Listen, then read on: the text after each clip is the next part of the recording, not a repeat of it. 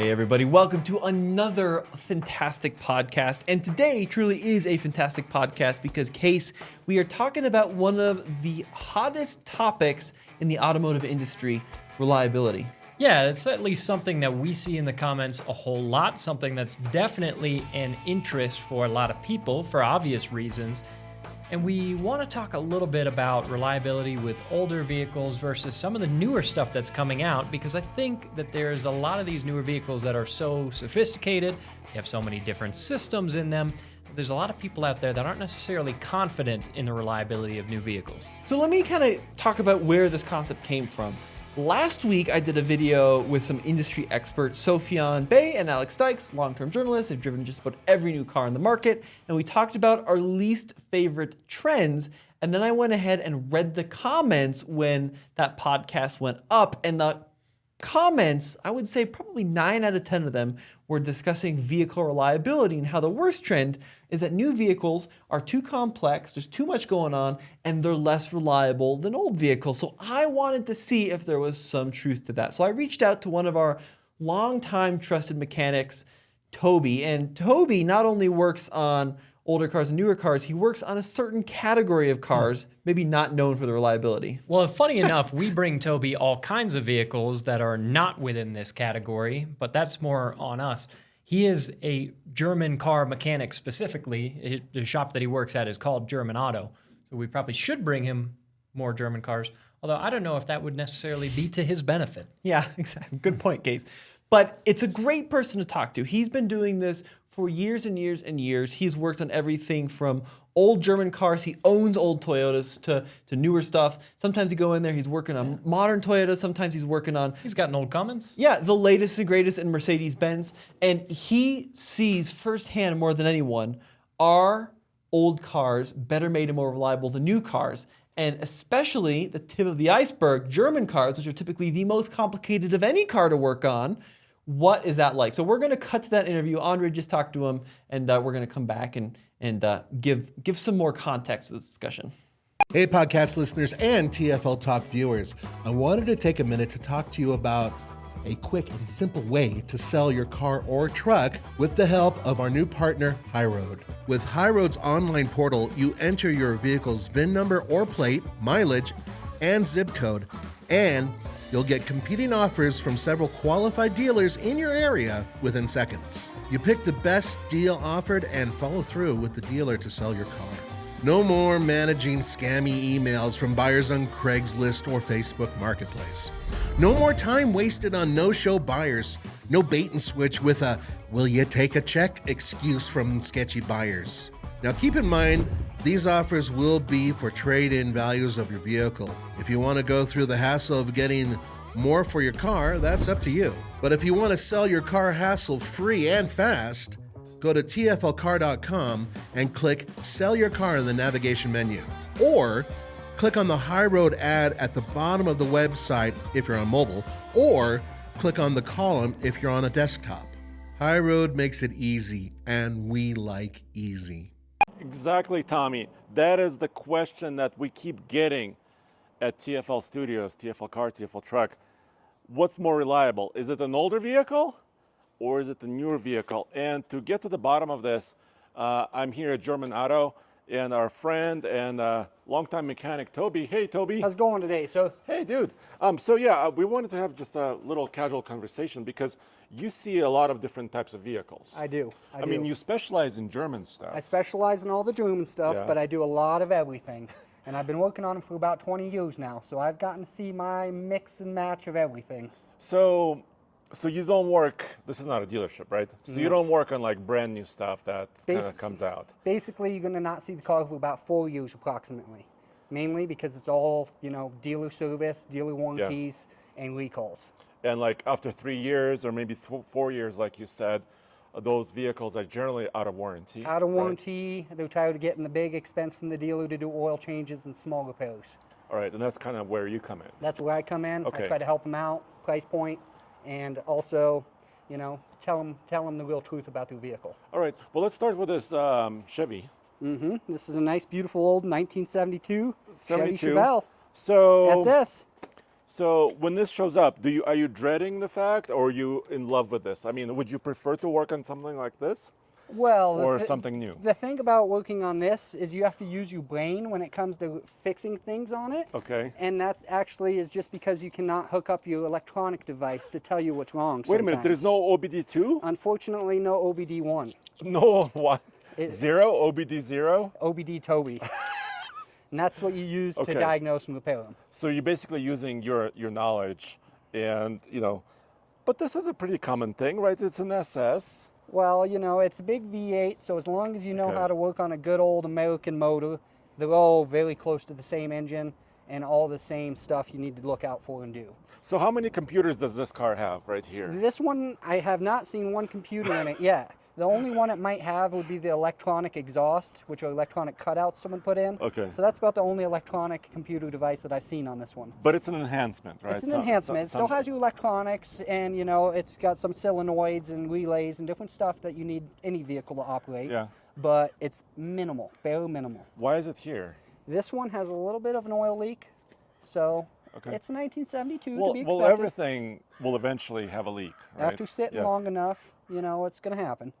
Alrighty, so you're not dreading this, No. because you have the experience, you work on trucks as well, right? I feel Different like V8 I could engines. close my eyes with one of these old cars and just do it by braille.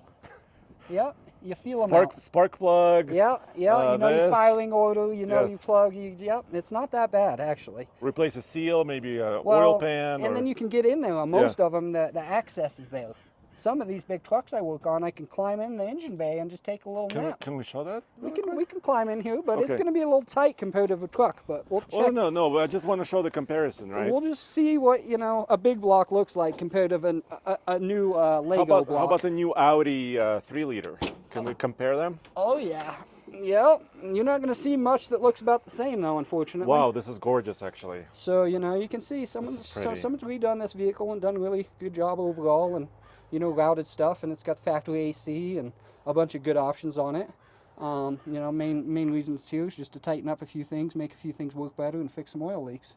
So I see like big pipes for coolant, and here's your radiator. Big components, right? You can kind of identify them easily. Even a guy like you can identify some of these big components. I'm kind of a dummy. Well, you're getting better at what I'm seeing here. You're telling me what I got, so I'm liking it. Like any car, you're going to Is see this that the compressor? Is this AC the compressor. Very Yeah. good. And Yeah. your alternator. You got Yes. your water pump. Yes. You got your power steering down here. Ooh. So you're talking like bare bones. What do you need more than that? Okay, got power you can steering, swap out the AC. filter. Bam. Yep. Bam. Okay. No big trouble. All right. Wouldn't take you 10 minutes. All right. Well, let's look at something more modern, right? Yeah. And kind Let's go from here to something a little newer. let's close this down. I don't want a bird getting in there. You never do know in this neighborhood. Yeah. I don't want to see a bird in there. So now you said you see some vehicles that are about 4 years old, maybe I do. sometimes sooner, right? It just Even? depends on sometimes sooner, and the only reason why I'd see one sooner usually is going to be a rodent chewing a wire or something to that effect. A lot of these dealers do not like repairing actual rodent chewed wires. They actually would sell you a whole new wiring harness Yeah. for, thousands and thousands. For a lot of money. Instead of a guy like me getting in there, finding the rodent chew, replacing the wire properly, insulating it, doing whatever you can to get no chewing again. Yeah, maybe. So Yeah. that's basically the only time I Don't see. coat it with butter usually, right? Usually, cayenne pepper some people try, but I don't know Okay. if that even works. Okay. So this is going to be, a little bit newer, as you can see, a little more fancy. You see? Okay. So is this a supercharged motor This or? is. You're correct there, sir. Yes. Because I see this That- pulley. Yeah, so you can identify some new stuff on this one, huh? Yeah? Kind of, yeah. I used to be kind of a VW Audi fan. Now I'm mostly just a truck guy. So for being a 2015, much else you can see that you notice? Well, I see injector or coils. Ooh, I can see some coils. Those are coil packs, exactly. They're red. I can see a dipstick, which is good. That is a nice option. Is this an oil filter here? That would be the So it's top mounted, top which is mount canister. kind of nice, cartridge. right? Yep. Yeah. My air filter is over here. So this is also easy. I mean, So how difficult is this? Would you rather replace this air filter on this one or the Chevelle air filter? Well, Chevelle was just in your face. It was easier. All right. So, you Well- don't think your hands will fit down in there? Or? Oh boy, Oh, I yeah. can't see. Yeah, so that's And just a there's- little bit of my yeah. point of age of what we're looking at and, Yeah. and the changes they've gone But through. this engine is probably, I mean, that was labeled as 365 horsepower. This is not quite that much, but it's close, right? These ones, they scoot along more than you need Okay. with that supercharger. They do Okay. really good, actually. And the problem I see with a lot of the newer makes like this is, as you see, plastic, Okay. plastic, plastic, plastic. Yeah. Ooh, we do have aluminum because it's a supercharger. Okay. More plastic in the valve covers. Okay. So that's my big problem with the new vehicles is the plastic used is basically like one big Lego project that I did when I was little. And they put it on top of aluminum. So it's a mix between aluminum and plastic. So what happens to plastic over time? I mean, heat cycles, cold, hot, cold, hot. They become brittle sometimes, And there right? comes your planned obsolescence. Oh. Yes, how long is that plastic going to last under that engine bay of Okay. heat cycling and driving over the pass? And But is it planned obsolescence or an attempt to save weight, maybe make it a little bit more efficient? it's going to be a little bit of everything in my, Okay, my opinion. okay. You're going to be saving weight. You're going to be saving money because you're saving money making a piece out of plastic instead of aluminum or metal. And also, you're trying to get efficiency, which all is weight. Yeah. So the more weight you can save, the better efficiency you can get. And, basically you get that fuel economy. So that's basically where I'm at on these new ones. Yeah, but with like you this said, but specific. now we joked about OBD2 ports over there. Yes. This one has it. This, yes. And it has how many computers, would you say? I mean, dozens probably, right? Basically, a lot of these new ones I work on, you hook up to, and you can communicate with every computer. There's going to be anywhere from 40 on up to 70, 80 computers in some of them I work on. Yeah. And that is a lot of electronics to go bad. Yeah. If you think of one computer going bad, 70 Well, first of of all, them? you have to find it, right? I mean, you can find it digitally on your scanner, but then what if you need to replace it? You have to physically find it, right? And then once you replace it, you can't physically just plug it in and replace it. You What actually happens? have to reprogram it to the Okay, vehicle okay. to make it work properly.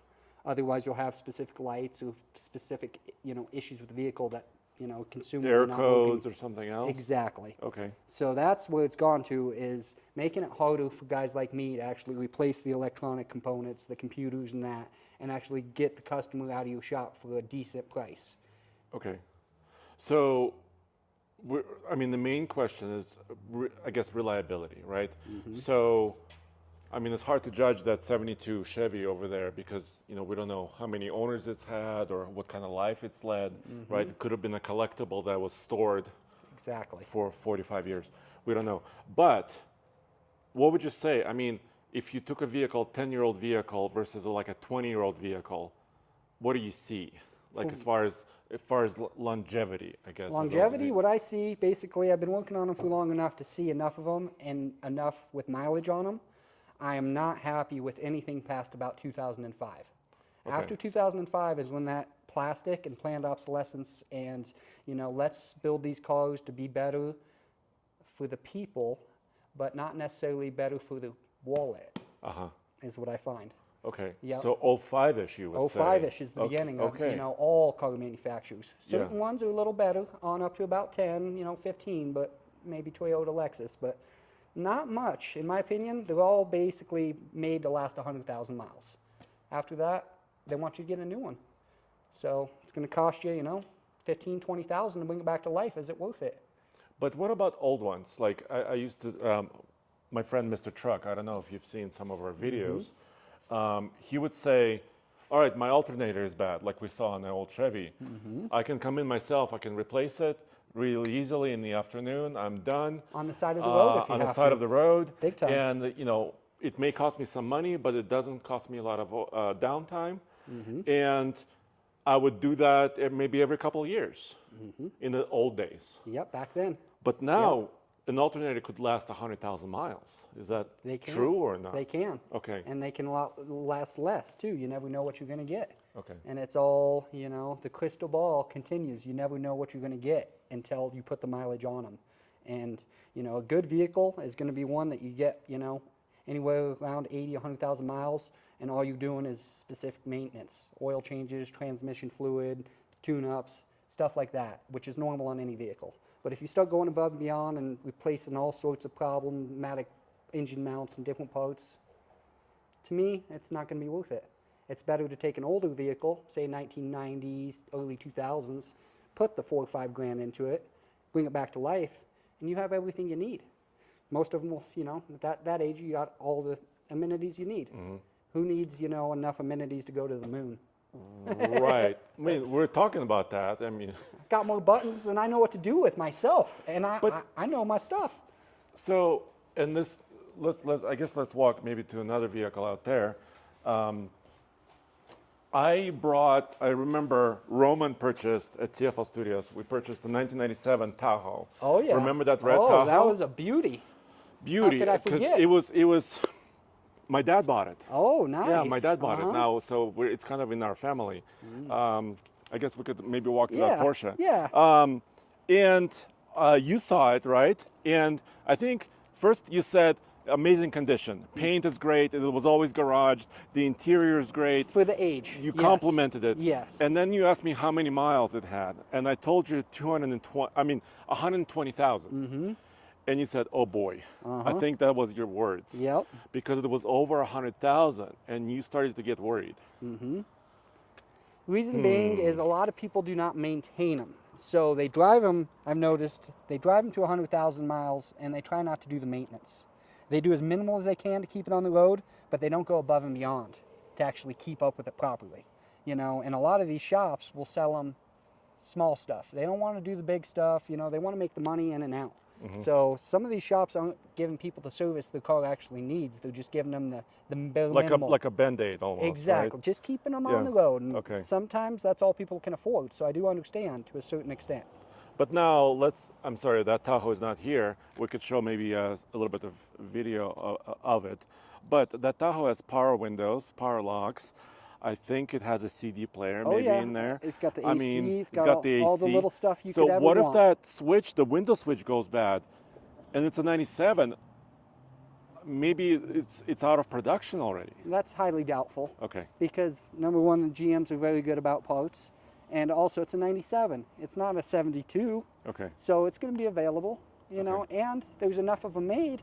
You always could find a used It's switch a common if you had vehicle. to. It's a common exactly. vehicle. All right. Yeah. So What's the story with this guy? this baby is in repair, you know, needs some work like always, but What year is this? it's a 2009 Okay. Cayenne, and it's just the normal V8, so no turbo, none of that. Okay. You know, basically needs some brake work and some tires and a little bit of love. Been sitting around a little bit, as you can see. She's a dust collector. So you But- said no turbos. I think that's another huge question that a lot of Yes. our viewers and listeners have, is that it seems like a lot of new vehicles, pickup trucks and cars, are going to smaller displacement engines and turbochargers, and a lot of concern people have over turbos specifically. What have you been seeing? From what I've been seeing is it's a mixed batch. Some of the new vehicles I've been working on, they do have turbo issues. You know, some BMWs, some Mercedes, a few different Audis. Some of them will have their known inherent issues. Most of the time it's higher mileage though, 60, 80,000, 100,000. Okay. So you expect that. Okay. A turbo is always being spun. And it's always hot, It's right? cooking hot. yeah. So if you need a burrito warmed up, that's the place. Yep. So Yeah. in my personal opinion, yes and no. You know, but also I do not believe a small displacement turbocharged engine belongs in a big car. You know, it's a big SUV. They're putting them in big SUVs, big Yeah. pickup trucks. Yeah. They are getting the horsepower out of them nowadays, but they are having to work quite a bit extra to keep up with that, you know. So it's basically, I mean, like you're saying, that engine is a little bit more stressed. Maybe not always, but often stressed because accelerating from a stop sign, maybe even pulling a trailer, right? Exactly. So, exactly. yeah. So, you know, it's one of those things that they are doing all this for fuel savings and also Emissions, probably. emissions Yeah. related stuff. And that's just how they're getting all the horsepower they've noticed is the proper turbocharger. You know, if you put the proper turbocharger on a car and it spools up at the proper RPM, it will definitely do its job. And I believe I do like any car that's turbo. Well, but It's a mixed bag, though. and I see a lot of like new engines. Like for example, Stellantis and Ram now has a 3-liter straight 6, very similar to BMW and Mercedes, the newer ones, and it is twin turbocharged, but it's so designed. Like looking at it, they know the timing of each exhaust valve on each side, and they're all feeding into the turbocharger. The whole engine, it's not like the engine existed and then they bolted turbos to it later. It was all designed as a whole. They engineer them properly Yeah, nowadays. yeah. When it comes to the motors, they do have all of that engineering down to a T, to airflow, combustion rate, everything, to the size of the turbo, to the fuel injectors they're using. The only downfall I do not like about most of the new engines, for instance this one, direct fuel injection. They spray fuel. Is this a 4.2 or what is the size of this? That's a good question. Should we see? Yeah, yeah. This is a newer acquired gem here, so So you mentioned fuel injectors, direct injection, right? Yes. And talk to me about this, because I've heard many complaints about it as well. So in my complaints, all right, this is all my opinion again, but the direct fuel injection, it's great when it works. It is a great engineering process. The problem with it, in my opinion, is such high pressure of fuel they have to get to spray the injectors. That can cause some issues. The main issue is going to be the carbon buildup. So it's not spraying fuel on the back of the valves no more. It's spraying it directly into the combustion chamber. Yes. So that is making the back of the valves build up with big carbon deposits, which will eventually lead to misfiring usually when it's cold, first start in the morning. And a lot of these cars I take apart, you take the intakes off. And you could see that buildup? Oh, big time. Yeah, you'll take a 1.5 inch port and neck it down to a 3/4 inch port. So it's not flowing its proper flow of air, into the engine, and it's not going to have the power it should, not fuel economy, all of that. And you can put as much fuel injector cleaner as you want in it, and it might clean the injectors, but it's not going to clean that deposit off the back of the valve. Because it's not spraying on it. Exactly. Right. So that's my big quandrum with it. Yeah. But if you get those issues fanned out, you're going to have a really good engine again. But they were so proud of it. It states it right there in the very front. Direct fuel injection. Well, Because they're probably were chasing performance, right? Oh. Power, delivery, torque, oh yeah, and response, right? And it's got a little bit of all of it. Okay. If you drive one of these, a lot of people don't mind being behind the wheel. It's fun, right? Oh yeah. But I see a lot of plastic. As you see. Plastic. Yeah. Plastic. Plastic. It's not fantastic. Well, it covers it all up, so it makes it look good. It's pleasing to the eye. Oh boy. Yep. So is this a mechanic special then? This was a little fixer-upper I picked up. You see, $3,000 doesn't buy you much no more. Let's put it that. Was this 3,000? It's hard to buy them cheap, but Okay. I do my best. Okay. Yep. So, but you're the expert, right? Yeah, So you could breathe some new life into this machine. Breathe some new life into it. Spend some time in my good labor on it, and bring it back to what it should be. Make it be happy again, and it's just money. Can't take it with you. Right. So I want to. Well, Porsche does this, Mobil One, right? So they're partnering with an oil manufacturer in this case. Mm-hmm. And what I'm also seeing in the industry is not just the engines and the fuel injection systems and the turbochargers and design are getting better, the fluids are getting better too. Mm-hmm. So they may be getting thinner, and we can actually show your oil Viscosity, dispenser, but the design behind the oil is getting better. Yes. At least I'm told. Yes. Chemicals are definitely changing additives, inside this oil. additives, yeah. And additives. Yeah. It's gone a long way compared to what it used to be. Let's put it that way. Yeah. And also, all these new motors with the turbos and all this high performance stuff, it needs good oil to keep it cool. Yeah. Yep. So it's important to have good oil, and that's about the cheapest maintenance you could ever do to your vehicle is keep up on oil changes. Yeah. I tell people if you can't afford to change the oil, might as well start walking. So what would you say? Because new vehicles also have oil meters, they tell you the life of your oil. Would you trust the computer meter, or would you keep your own schedule and kind of do that maybe annually, or more frequently if you're using your vehicle a lot, or what would you say? I would say 100%. I've never trusted a computer. Okay. I would trust that computer half the time. Okay. I would 100% of the time trust my mileage. Okay. Mileage-based interval of an oil change. What if you're not driving a lot? Still should be changed once a year, Okay. regardless. Once a year. Chemicals do Because break time down. is also can be a detriment. to Exactly. it. Yeah. And then again, if you have a turbocharged engine, supercharged engine, they heat up that oil a lot hotter than any other engine's going to. So it's important to keep up with them oil changes and do them on time, and that'll save your turbo and your engine. So yeah, you want to check some oils out? I'll show you Yeah. what they used to have. Yeah. Yeah. Let's take a look. And the only issue I have with the new vehicles is they claim, you know, all these new fluids are good, don't get me wrong, but are they a lifetime fluid? Uh-huh. As in the transmission fluids, they've been telling you it's a lifetime What about fluid. like gear fluid or transmission fluid, like you said? It's getting better. Or brake fluid, even. It's same old with brake fluid. You got to flush that every year, every 2 years to stay up on it. But, you know, basically I have some oil here on, you know, this is probably what you put in there back in your day, my man. See that? Back in your day, they would have used some of this. Wow. What do you got here? You got some multi-vis. Yeah, Wow. viscosity, you know, Yes. multi. So you got the 1030 or you got the 1040, all climate. So they didn't have too many options, you Well, can I'm see. not that old. Well, I mean, okay. I close. I see you that. know. All right, maybe This it was looks senior. like soup, like chicken soup. Well, you know, if you had the right spout, you just pop it in there and funnel it in there. Okay. So that's what an old oil was like. So Okay. you can tell not too many options. Okay. That's what you got. Okay. Nowadays, you got more options than you can throw a bone at. Yes.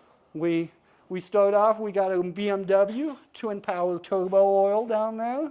Uh-huh. So specific blend Specific for blend BMW. for BMW from the dealer. I don't mess around. I buy every oil that belongs in the vehicle. That way they can't say I put the wrong oil in it. Okay. You can say right there. It's, Came you from can the see it. dealer. You can Sorry, see yeah. it. Yeah. And then, of course, we got a 55-gallon drum of the Mercedes oil. That's There you go. specialty blend. There you go. And do not ask how much it is a drum. I don't I'm like not talking. gonna. I'm not gonna Don't ask. like asking. I'm not gonna ask. And then What do you have here? Over here we have a lot of German cars like a Castrol blend. Okay. So you know, especially Audi, Volkswagen. So we always have a 540, which is going to fit in most of them. You know, and it meets some of the BMW specs and Mercedes specs as well, if you had to. But I basically use them for the German Audi, Volkswagens. And then you know, you got a 520, which is fully synthetic, which is good for a lot of like Dodges, Dodge Rams, different stuff like that. Anything, you know, a Jeep. 530, that's more what I use on some of the diesels in the Volkswagens. So, you know, the TDIs or any of that stuff likes a little bit of thin oil, just for the diesels. So, you know, you can see. 0W20. Yep. So you can see there's a little bit of everything. They've actually, you know, the thin stuff is a lot of the new cars is going to be thin oil. I see a Oh, word. hybrid, yeah. I see a word that says hybrid. That means they're trying to suit everyone's needs nowadays. So And then you got to explain the two numbers just really quickly. You have the a- first number and the second number. Yeah, so you have a Toyota oil here. This is basically for all your new Toyotas. Okay. It's thin as could be. So the first number in oil is going to be how thin or thick it is when it's cold. Okay. Second number, how thin or thick of viscosity when it's hot. So as you can tell, very thin and very thin. And very thin. So brand new Toyotas like their thin motor in their engines. That's usually the way they build their motor. They have really tight tolerances and they can do the thin oil, you know, and not burn it. Yeah, and also there's less oil for kind of like all the pumps to go through because they're searching for efficiencies, right? Exactly. They're You know, trying to the less stuff yeah. spinning in an engine, Yeah. the less Or the easier resistance, spinning, yeah. less resistance on Yeah, that baby yeah. spinning, the Yeah. easier it's going to be and better fuel economy, and Yeah. the longer it should last, the motor. Yeah, and hopefully it's designed with correct additives, you know, to provide protections for all the spinning components, right? Well, this is Japanese OEM technology, so it's got. So it must be good. It's got to be. It's you know, gotta be It's good. good stuff. So that's just a So- little bit about the oil and what I see new Yeah. to old. You know, say if I'm going to be doing an oil change on an old baby Chevelle like that. Oh no, you never want to use Are you synthetic. going back to the cans? No, not quite that bad. We get close. Usually we'll put a Rotella tea in there. It's got a high zinc content. Okay. Is why, and the zinc, a lot of these new oils don't have a zinc in it. Right, but which the is- older engines like older it, right? engines like the zinc, good on the camshafts. You Okay. know, and same with, you know, some heavy duty Cummins turbo diesel oil. You know, Oh, good. You want to use the specialty I'll oil tell for- Case about it. Yeah, it's endorsed by Cummins even. Yep. That's sweet. Yep. So that's It's usually amazing what I how use. many different unique oils and products that exist. And it's hard to keep up Yeah. with them all, tell you the truth. Yeah. Because before I know it, they're coming out with another blend or another option or another, vehicle with Maybe- something new. Or maybe high mileage blend. Maybe there is a cold temperature blend if you live in Canada or something like that. Big time. And I can tell you Yeah. the price on this stuff, It's not it has cheap, not gone down one bit, especially after COVID. but it's gone up. Oh, big time. Yeah. That barrel of oil sometimes goes down, but not the quart. I just replaced the oil on my Chevy Colorado, Mm-hmm. and I paid $95 for an oil change. All right. It's a 2.7 liter 4-cylinder engine. So what are we talking, 5 quarts of oil? Kind of, yes. Somewhere in that, 4 point But something? plus labor. Yeah, I didn't do it labor. myself. Yeah, 'cause- yeah, labor. Yeah. Yeah, that's affordable. Well, yes or no, because I'm old enough, since you mentioned my age, I'm old enough to remember where I used to maybe not do it myself every time, but take it in somewhere and pay about $25 for an oil change. Yes. Or $30 for an oil change. Yes, this is Now true. it's 3 times as much. It's, everything's inflated, Okay, It's so getting expensive. your preference would be, like you said, 05 or prior, Mm-hmm. or something slightly older that you can invest a little bit of money into to bring back. Time and money, Yeah. bring it back. It's going to be more of a great machine for you in the long run. You're not going to have the GPS and, all this electronic The stuff. screens. More stuff to break and more stuff to keep you busy while you're driving. Yes, The road and the steering wheel is supposed to keep you busy. yes. Pay attention. Old car like that, you'll know. It'll keep you busy, It'll keep you especially busy. with that big 454. Yes. All right, Toby, I really appreciate As your always, time. thank you. Awesome. Thank you. Appreciate it. Appreciate it. All right. So, from what I gather, talking to Andre after his discussion with Toby, What do you gather? I gather that Toby is skeptical, to put it lightly, about some of the longevity of modern features. And I do think that there is some truth in that. And let's kind of talk about our experience with vehicle reliability, because Case and I have both been doing this for a long time now. We both own old cars. We're big old car people. Oh, yeah. We drive new cars. And I also get to talk and work with folks that have been in this industry for decades and decades. And I often ask engineers, are new cars more reliable than old cars?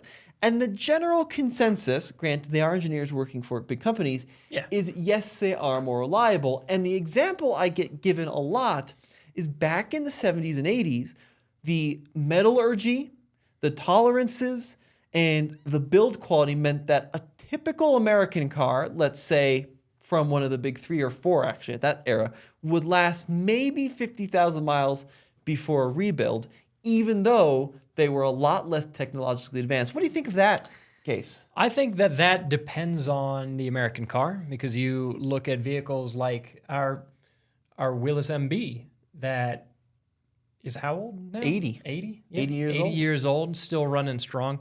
That's a vehicle that is so simple that it would be hard for it to break down. But that's not to say that old school Jeeps didn't rust, because they absolutely did. And yeah, I think there is something to that. I think that the processes for manufacturing cars have gotten better. I think over the 100+ years that we've been mass producing cars, we've learned how to do certain things better, even as far as longevity is concerned. In my mind, and this might be my own personal bias, but I think that there was, decade after decade of general improvement, and then more recently you started getting to a point, and I say more recently as in like the last 20 to 30 maybe years, where cars have gotten a lot more electronics involved, which can be a little bit more finicky. So I think that there's a balance there. Maybe there's a sweet spot in our history for me. Yeah, what's your sweet spot? My sweet spot is typically going to be 80s and 90s, especially 90s. There's a lot of 90s vehicles drive mostly as well as a lot of modern cars. Right. Right, at least you can drive them on modern roads. Depends on the 90s cars, because there are bad 90s cars too. But that for me is a sweet spot of plenty drivable, decent enough features. You probably got central locking, you probably have ABS and a passable stereo.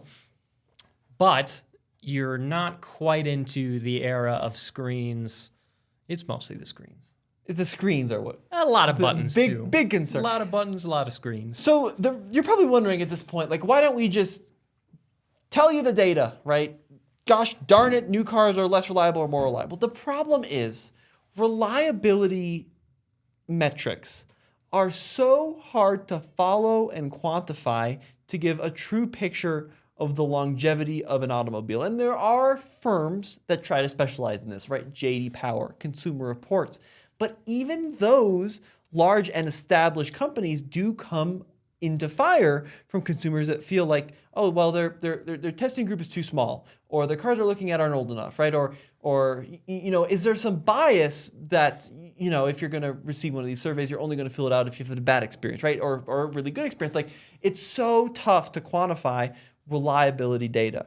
The things that we can talk about, as Case mentioned, are some kind of tactile or real engineering components that we know last a long time or maybe struggle to last a long time. Now, if we look at the car industry as a whole, Case is onto something, I think, with the Willys Jeep discussion that we were talking about earlier. Like, we have a couple of Ford Model Ts, which are 100 years old and 110 years old. And they are still running and driving and doing their thing.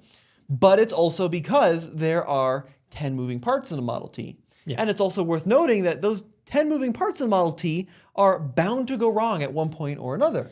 Yeah. Like they used a really basic ignition coil system with these, they're called buzz boxes, and these little, they're trembler coils in these little wooden boxes. They're really great when they work, but they go wrong frequently. Is it hard to fix? No, it's super easy to fix, but you do have to stop and fix them. Cooling systems, right? I mean, there's the transmissions have cotton bands, and these are all things that are user repairable.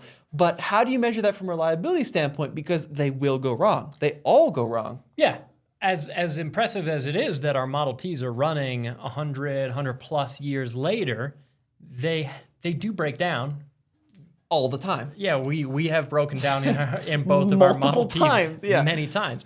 And it takes very little to get them going again. But to your point, how do you quantify that? Right. And then, like, you look at, I think some people are going to say, well, probably the pinnacle of reliability might be like the 30s or 40s, right? Where maybe we got to a more modern ignition system with a points and a condenser, right?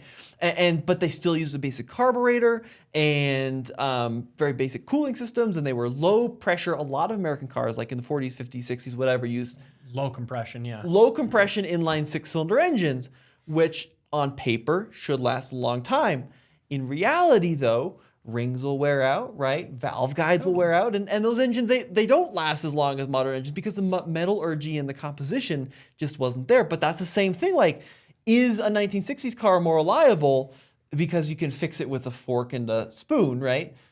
Or is it less reliable because it breaks more often, right? Or it won't last as long. So how do you quantify that? Yeah, and it's tough too, because I think these days there are a lot more cars that will be able to go a couple 100,000 miles than there would have been. Like, I wasn't around in the 30s, if you can't tell, but I was, for the record. Okay. I was around. Perfect. So maybe you can tell me a car back in the day, in the 30s, a 300,000 mile car.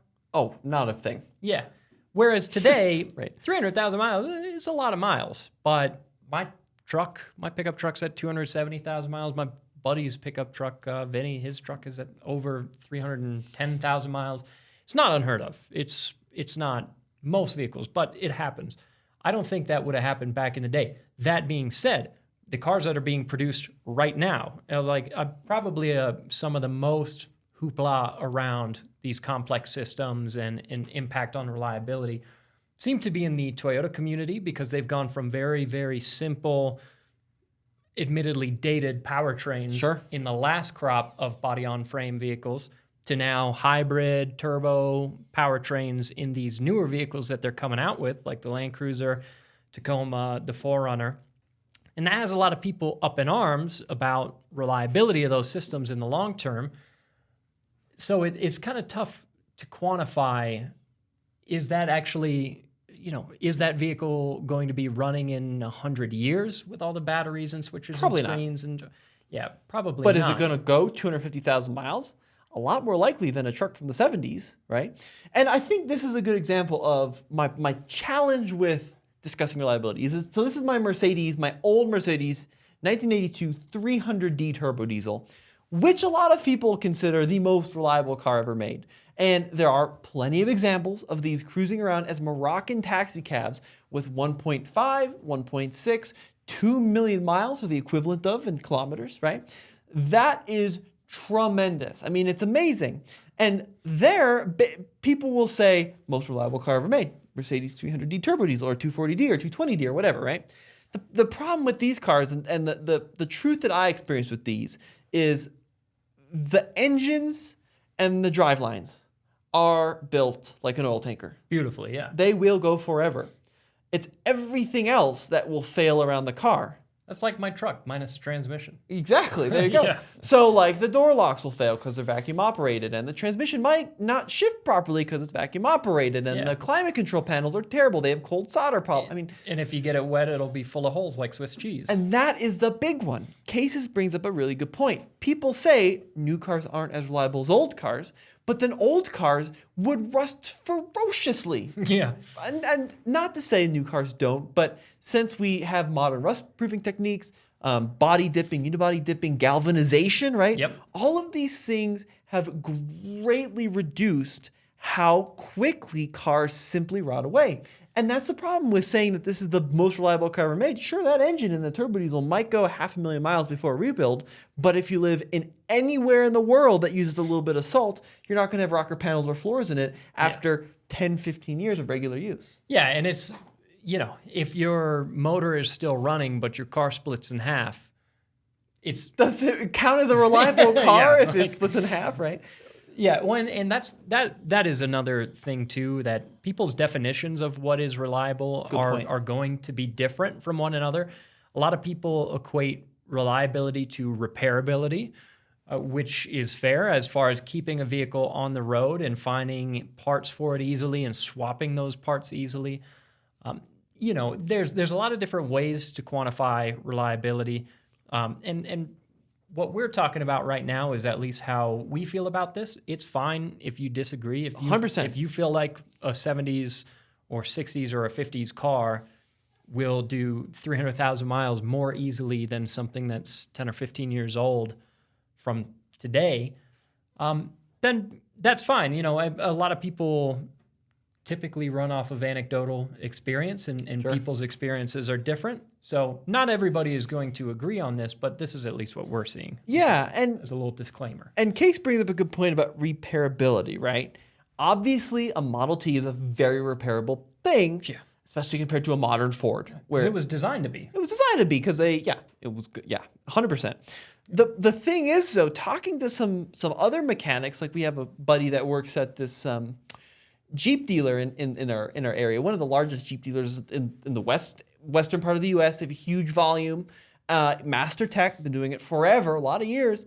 And we asked him, like, are the new cars easier to work on than the old cars?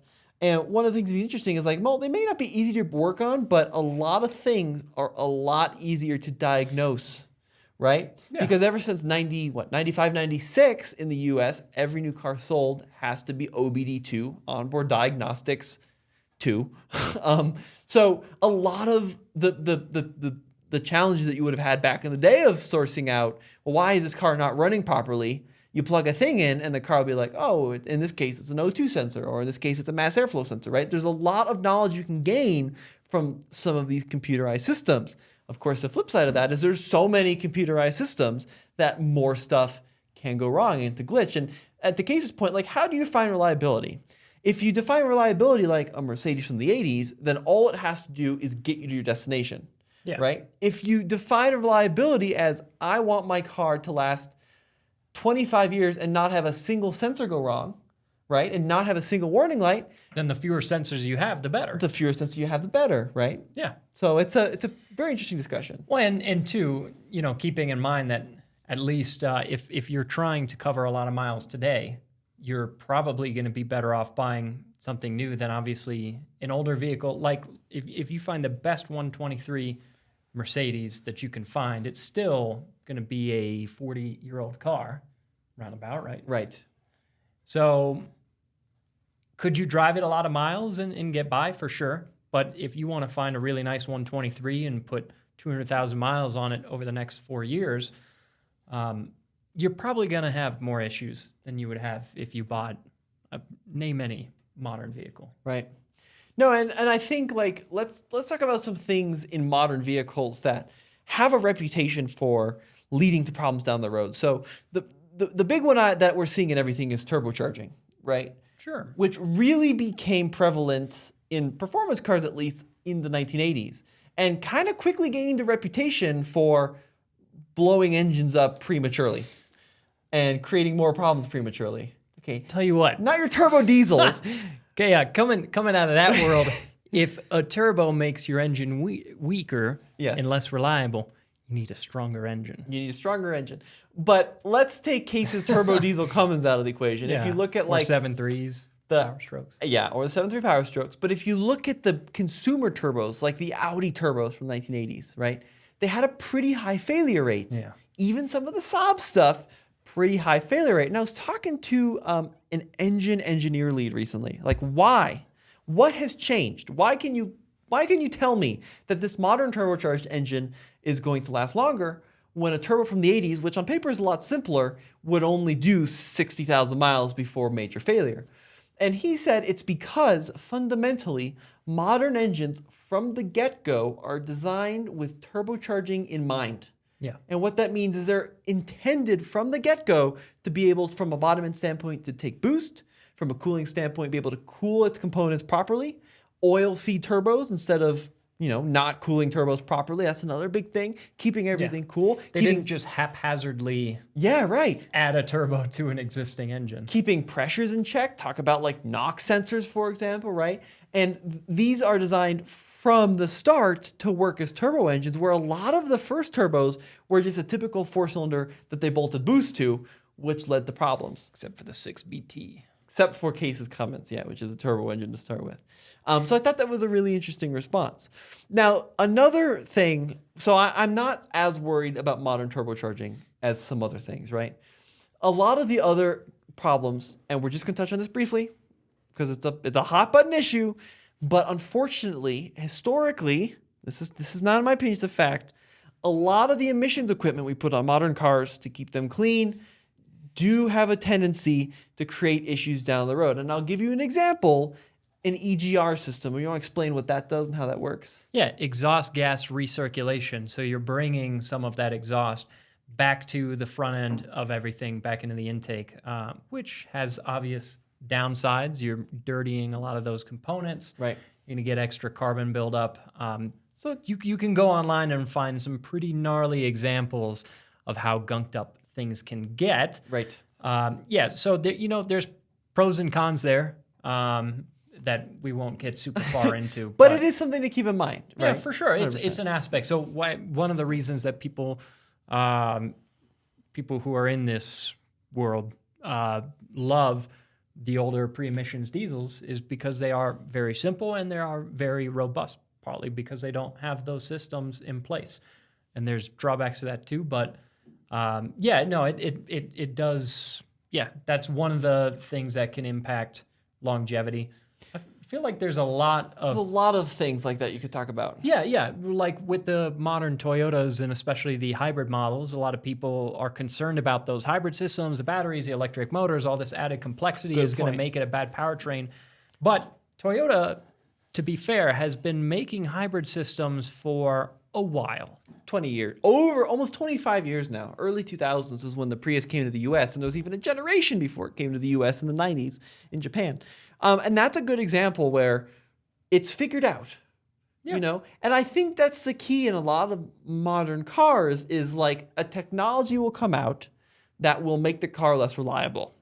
But then over the course of a year or 5 years or 10 years or 25 years, like Toyota, they figure out how to make it last a long time. Another good example of that, I think, is direct injection. Like a lot of the early direct injection cars from 20 years ago, let's say, would suffer from major carbon buildup problems on like intakes, right? That's a problem we are not so much seeing anymore. I mean, I'm not saying it's gone away completely, but there's ways that we can mitigate that now. And there's ways we can work around that. Turbocharging, another one where it came out, it was a pretty bad thing, right? Even automatic transmissions were terribly unreliable for a lot of years before we figured out torque converters and how to make them work really well, right? So don't want to just say out of the box, like new technology is going to make the car less reliable. I think maybe initially, right? But new technology plus years of revisions makes it old technology, which makes it reliable. And again, tempering your expectations, because just because a vehicle is naturally aspirated and it's got very few electronics doesn't mean it's going to be a 500,000 mile vehicle. Well, like the naturally aspirated diesels that GM tried in the 80s, right? Where Yeah, they like took the 6.2s. Yeah, they took a gas V8 diesel, the gas Chevy 350, and they just made it a diesel, and it was a disaster. And on paper, it's a very simple mechanical injection thing. How could they mess that up? But just because something is naturally aspirated doesn't mean it's going to be good. Yeah. Like the Rover V8, Yeah. But at the same time, too, I think a lot of times people's fears about a thing being unreliable are worse than the reality of that reliability itself. Because in theory, everybody who's not driving an 80, 100 series or 200 series Land Cruiser should be having to be towed. Stuck on the side of the road. Yeah, every other day. Right. And the reality of it is just, vehicles are complex machines, and you could buy the best possible one that's supposed to be as reliable as anything on the road, and it could still have an issue. I mean, you could buy the now outgoing 4Runner, which is known to be a very solid vehicle, and they've been producing it for a really long time. And you could buy one of those and have something crazy out there happen. They're complex machines, and stuff happens. Yeah. So there's no getting around that aspect of it, but I think that a lot of vehicles that people expect to be very unreliable can be a lot more reliable than they think they will be. And again, pulling from an anecdote here, so it's not everyone's experience, but one of my best buddies drives a Land Rover Discovery 2, which is known to be one of the least reliable cars you could possibly go buy. And his has over 220,000 miles. He does have to work on it, but the fact that someone, and now him, has driven that over 200,000 miles means it's been reliable enough to still use. Right. And I think that a lot of times stuff is not as bad as people expect. Like EVs, I think there was Good one. a big stink early on, and I think there still is, about having to replace the battery on an EV after 10 years. And it's going to be tens of thousands of dollars. It will bankrupt you, and then you'll be living on the street, and all of your friends won't talk to you anymore. And Your wife will leave you. Yeah, the worst thing that's ever happened to you. But that's now that we've been mass producing EVs for a while, and some of them are really getting up there in miles, that's kind of proving to not really be the case. Yeah, and there was a study that recently came out that looked at a huge percentage of Tesla products, right, that have been out since 2012 in the Model S, and they looked at thousands of cars, and something like 95% of all Teslas ever made, even those early cars, still have over 90% of their battery life remaining, right?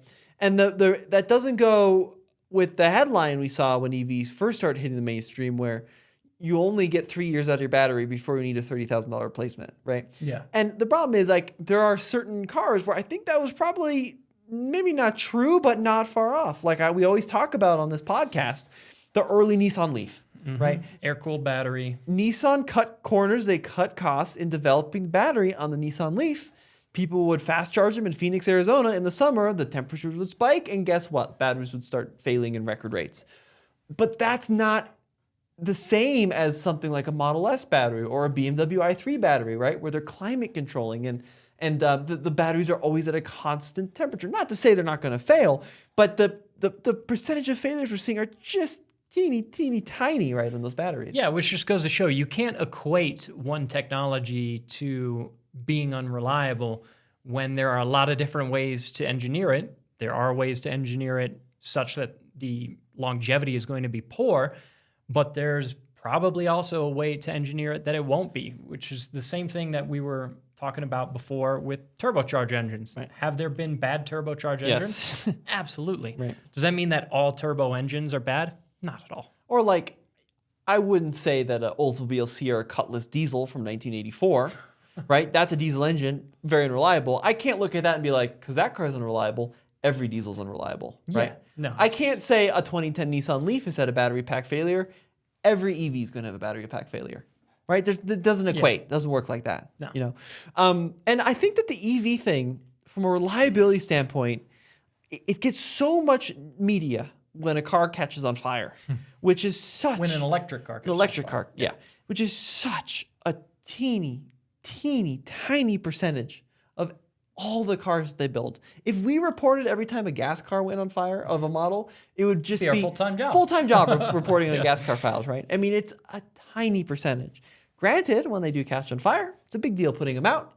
And, you know, there is it's a scary thing, right? It's a scary thing. So 100%. I'm not saying it's not worth the headline. I'm just saying if we report on every gas car fire, we'd be out of a job. Or we'd have a job. Very much in a job. Yeah, we'd never be wanting for employment. But when you look at like the technology, especially where we're at with EVs now, there are so few moving parts. Going back to that Model T thing, right? Yeah. The reason Model Ts last 100 years is because they're made out of vanadium steel or whatever they called it, which is 25 inches thick. And there's 10 moving parts on that car, whatever it is. EVs genuinely have 10 moving parts in an entire drivetrain. There's just so much less to go wrong. Yeah, and very little maintenance to do, which is great because probably most of the people listening to this podcast are more than average interested in cars. Maybe. Hopefully. Allegedly. Otherwise, you're probably bored out of your mind. But for a lot of those people out there who aren't interested in cars, and we all know a Plenty of handful, those, yeah. if not a couple handfuls of them, who don't do maintenance, don't do the regular maintenance on their cars, and they cheap out. And for those people, especially, the real lack of maintenance that you have to do on an EV, also fantastic. Yeah. And yeah, so there are perks of different kinds of vehicles depending on what your use case is. That should be obvious. There's a car out there for everybody. And yeah, a lot of these vehicles are just not as unreliable as I think people make them out to be. I think that there's this big stink that's made about reliability a lot of times where somebody will go out and they will buy a vehicle that is very dated and a little expensive, especially for the features that it has, because it's a vehicle that's said to be very reliable. They'll buy it brand new and then they'll sell it when it's got 75,000 miles. Mm-hmm. That's a little strange to me because you've basically just taken that hit as far as features and just how nice a vehicle is to drive so that the next person down the line or the person after that can have a reliable vehicle. I mean, most modern cars, and this was not the case way back in the day in the 70s, you could 100% buy a car brand new and it won't start next week. Yeah. Right? I had a grandpa that did that. Yeah. Yeah, and that's where a lot of these reputations, especially for like British cars, both of us love Land Rovers, and we get all kinds of grief about it as if it were still the 1970s. Not to say that there's no remnants of that still exist at all, but it's not the 1970s anymore. If you go out and buy a brand new car, it's probably going to be fine. And I think the last thing we'll finish on is what Case mentioned is modern cars are developed and manufactured to such a high tolerance. The warranties are so much longer than they've ever been throughout history, right? 100,000 mile warranty on like a Hyundai Kia is crazy. And what really, from the mechanics I talked to, if you want your car to last, just do maintenance, right? If you really want that engine to last, just do oil changes at the interval or maybe even before the recommended manufacturer interval, because some of these intervals are a little long for anecdotal, my opinion, right? And my final example I'll give is I was talking to, this is long ago, and I might get in trouble for saying this, but someone at Mini talked to me about the R56 generation, which was like 2007 through 2013. And they had a huge percentage of engine problems, really high turbo failure rates, turbo lines would clog, and it was very expensive to fix these engines. And I asked him, I'm like, what happened? Like, how could you guys mess this up? And he said what happened was the engineers went to the final meetings and said these cars are going to require oil changes every 5,000 miles. And the marketing people said that's not good enough. The industry standard now is 12. So we're going to say every 10 to 12,000 miles these cars need oil changes. And the engineers said we're going to have problems. And guess what? They had problems, right? And that's a bad example of a company failing its consumers, but it's a good example of how regular maintenance can save you a huge amount of money in the long term. Yeah, and I think it's also worth another little disclaimer of Tommy and I, not only are we and our company here not paid by any of the auto manufacturers, we're not paid by big electrification, no big conspiracies going on here. No big EV paying us here. This has just been our personal experiences with vehicles, getting to work around them every day. This is how we feel. There's plenty of people out there that would disagree with us, and that's 100% fine. And you will. We're ready to take the comments. Yeah, and both of us love old school vehicles, so we're not saying that these old vehicles are all bad. I mean, we run the classics channels. We love old cars. We live and breathe old cars, 100%. and that's the majority of what we own. 100%. But if both of us step back from our rose-colored lenses and take an objective look at things, even I, who there's for all the old hoopty stuff that I could buy and would and probably will, there's realistically there's not a brand new car that I have the money to spend on, and there's plenty of brand new cars that I love, but I will always pick my old hoopties over them just because I love old hoopties. It's my personal preference. So if you love old cars, I'm with you. But looking at things objectively, new cars are better in most ways. Guys, let us know what you think in the comments section below. As always, this has been Tommy. In case. Head over to alltfl.com if you want to find more podcasts, or be sure to subscribe on wherever you get your podcast and YouTube as well. We'll see you next time. Thanks, folks.